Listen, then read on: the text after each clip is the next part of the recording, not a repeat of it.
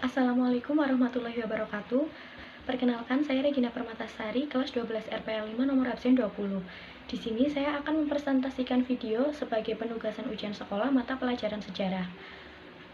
Video yang saya buat yaitu dengan judul Perkembangan Iptek pada Era Kemerdekaan. Langsung saja kita simak videonya. Perkembangan Iptek pada Era Kemerdekaan. Yang pertama, latar belakang. Ilmu pengetahuan dan teknologi atau yang biasa kita sebut dengan Iptek di Indonesia berkembang dari tahun ke tahun sejak Indonesia masih dalam penjajahan Belanda. Perkembangan Iptek di Indonesia pada masa penjajahan dipelopori dan diperkenalkan oleh pemerintah kolonial Belanda. Pada waktu itu, masyarakat diperkenalkan pada persenjataan modern, baik yang ringan maupun yang berat. Teknologi lain yang diperlihatkan dan digunakan oleh Belanda berupa kendaraan tempur dan alat-alat transportasi lainnya. Teknologi-teknologi tersebut berasal dari negara-negara di Eropa. Kemudian, pemerintah kolonial Belanda menanamkan Iptek melalui pendidikan di sekolah-sekolah maupun dengan cara penggunaan secara langsung kepada masyarakat di Indonesia. Perkembangan Iptek dari Barat di Indonesia membawa dampak bagi kemajuan negara Indonesia. Masyarakat Indonesia mulai melakukan pergerakan untuk memperjuangkan negaranya. Di samping itu, penggunaan Iptek di Indonesia juga membawa dampak bagi semangat juang bangsa Indonesia. Mereka memanfaatkan Iptek modern untuk mencari informasi terkini mengenai keadaan dunia. Oleh karena itu, masyarakat Indonesia benar-benar terbantu dengan perkembangan Iptek. Pada masa kolonial, perkembangan Iptek belum begitu maksimal. Pemerintah koloniallah yang menjadi penyebab perkembangan Iptek di Indonesia. Pemerintah kolonial menghalangi akses masuknya Iptek dari Barat ke Indonesia. Mereka juga melakukan pelarangan terhadap pendidikan bagi masyarakat Indonesia untuk mempelajari Iptek. Akibatnya, Indonesia tertinggal jauh dengan negara-negara di sekitarnya.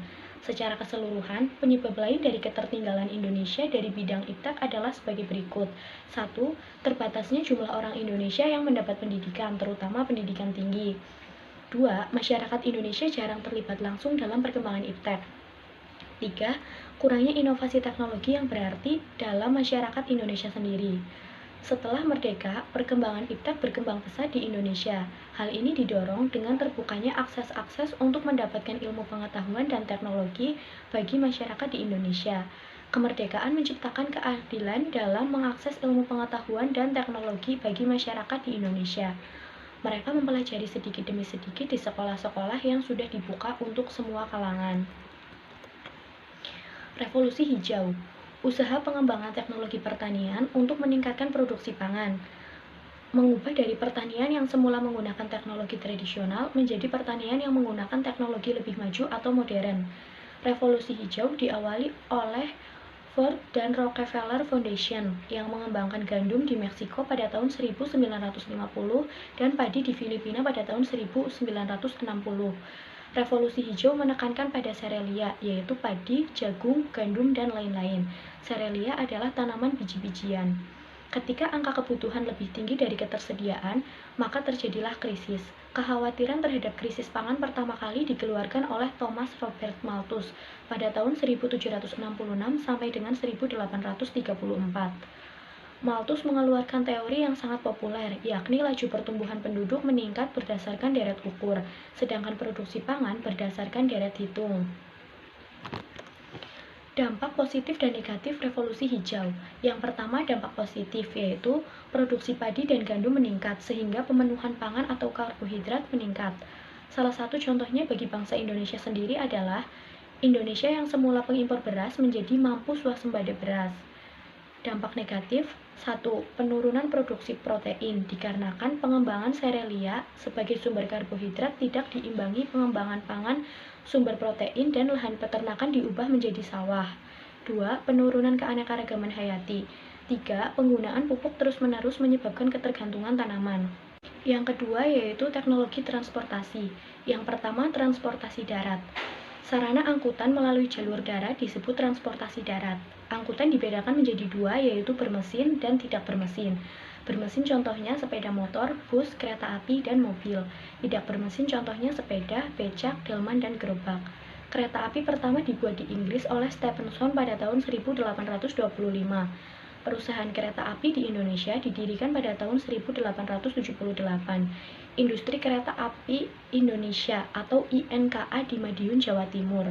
Kereta api mengalami kemajuan teknologi. Jenis kereta api ada dua, yaitu kereta api listrik dan kereta api batubara. Yang kedua yaitu transportasi air. Masyarakat dahulu menggunakan alat transportasi air seperti perahu dayung, rakit, perahu layar. Perahu dayung dan rakit digerakkan menggunakan tenaga manusia, sedangkan perahu layar digerakkan menggunakan angin dan tenaga manusia. Seiring ditemukannya mesin bermotor, masyarakat menggunakan mesin bermotor dan kapal sebagai alat transportasi air. Kapal modern dapat mengangkut barang bertonton serta dapat menempuh jarak yang sangat jauh. Bahkan, kini sebuah kapal besar dapat digunakan sebagai landasan pesawat tempur. Kapal ini dinamakan kapal induk. Yang ketiga yaitu transportasi udara. Pesawat terbang merupakan angkutan udara yang sangat canggih. Perjalanan pesawat terbang lebih cepat dibandingkan dengan angkutan darat atau angkutan laut.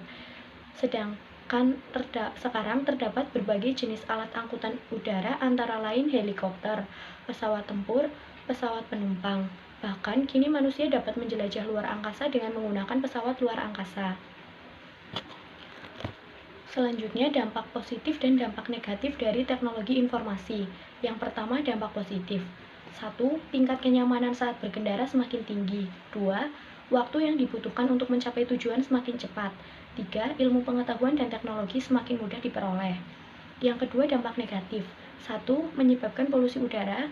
2. Menimbulkan perilaku konsumtif. 3. Membuat ketergantungan dan kecanduan terhadap teknologi.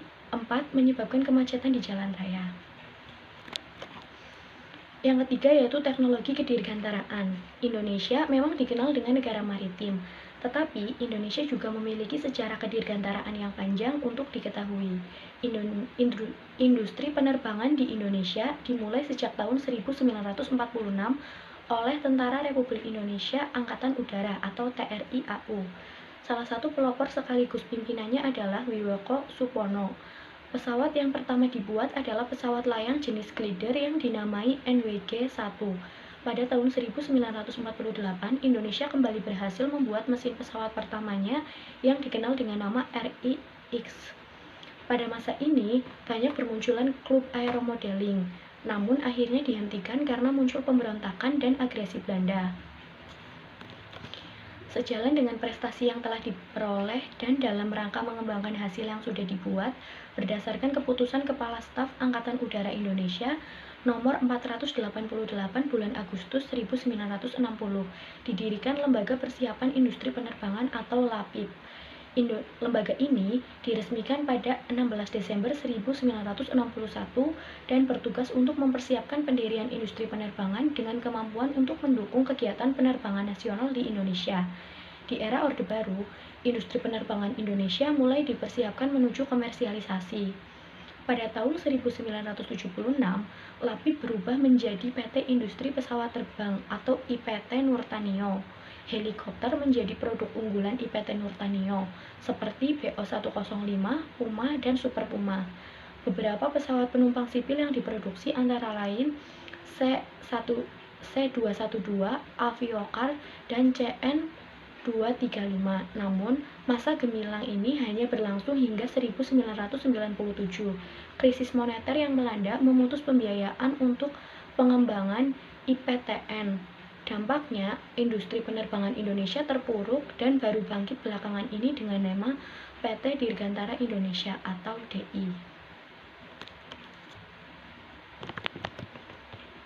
Dampak positif dan dampak negatif dari teknologi kedirgantaraan. Dampak positif yaitu dalam hal penguasaan teknologi pembuatan pesawat terbang, Indonesia telah berhasil mengurangi tingkat ketergantungan teknologi kedirgantaraan pada negara lain. Dampak negatif. Keberhasilan ini kurang diimbangi dengan keberhasilan penguasaan teknologi pembuatan satelit, roket, dan wahana antariksa lainnya. Bangsa Indonesia masih harus tergantung pada negara lain untuk penguasaan teknologi antariksa dan roket. Yang keempat yaitu teknologi informasi dan komunikasi. Yang pertama yaitu telepon. Terdiri dari 3 jenis, fixed phone atau desk phone, phone seluler, fixed phone seluler atau wireless desk phone. Yang pertama, fixed phone atau desk phone, yaitu alat komunikasi yang berbentuk pesawat sambungan tekan nomor dengan menggunakan kabel yang sifatnya permanen yang tidak bisa dipindah ke tempat yang tidak ada kabel jaringannya. Yang kedua, ponseluler, yaitu alat komunikasi tanpa kabel yang berupa pesawat seluler. Bentuknya cukup kecil yang dapat dibawa pergi sampai keluar kota. Pesawat seluler ini harus menggunakan kartu jaringan agar dapat digunakan.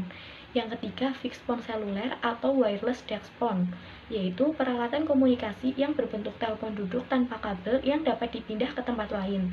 Telepon jenis ini harus menggunakan kartu jaringan khusus CDMA seperti Velxi, Ceria, atau Friend. Yang kedua yaitu internet. Ada web, email, dan e-business.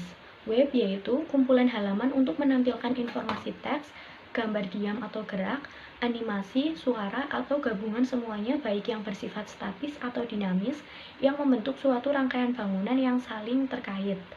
Email yaitu sarana kirim dan mengirim surat melalui jalur internet atau bisa juga diartikan surat dengan format digital yang dikirimkan melalui jalur internet. Yang ketiga yaitu e-business, mencakup adanya kolaborasi hubungan antara mitra bisnis, lowongan kerja, pelayanan masalah, dan sebagainya.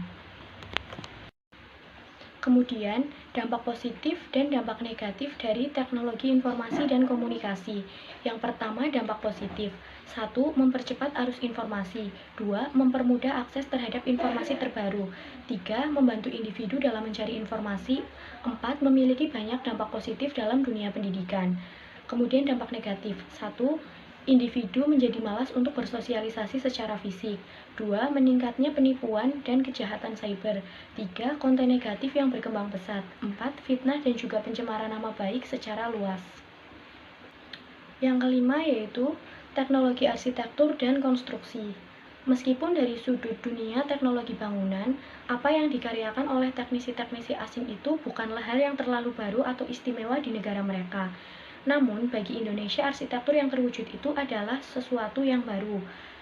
Salah satu contohnya yaitu Stadion Utama, Kubah Restoran Utama, Monas, Gedung Pola, dan Masjid Istiqlal. Yang pertama, Stadion Utama Senayan. Stadion Utama Senayan yang dibangun tahun 1958 adalah salah satu stadion terbesar di Asia Tenggara, dan stadion pertama yang mempunyai atap melingkar dan mempunyai tempat duduk.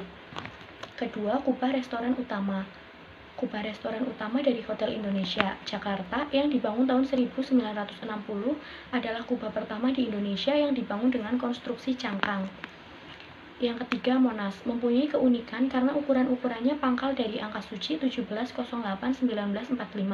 Puncaknya terbuat dari emas. Gedung Pola dari segi sejarah terutama tercatat sebagai pengganti dari rumah di mana proklamasi kemerdekaan diserukan pada tanggal 17 Agustus 1945. Masjid Istiqlal, bangunan megah dengan skala raksasa, khususnya bagi ukuran-ukuran masjid lainnya di Indonesia. Bukan saja membuat sejarah dalam dunia arsitektur Indonesia sebagai masjid terbesar se-Asia Tenggara, tetapi juga sebagai pendobrak konsep masjid yang konvensional atau tradisional. Dampak teknologi arsitektur dan konstruksi. 1. Memperhatikan hubungan antara teknologi dan arsitektur. 2. Memberikan dampak pada estetika bangunan. 3. Dapat memberikan pemecahan masalah pada tata letak bangunan atau kota. 4. Memperhatikan kondisi lahan yang akan dibangun. Dan yang terakhir yaitu kesimpulan. Teknologi baru dapat menciptakan kebudayaan yang baru pada masyarakat, serta teknologi sebagai pertanda kemajuan kebudayaan.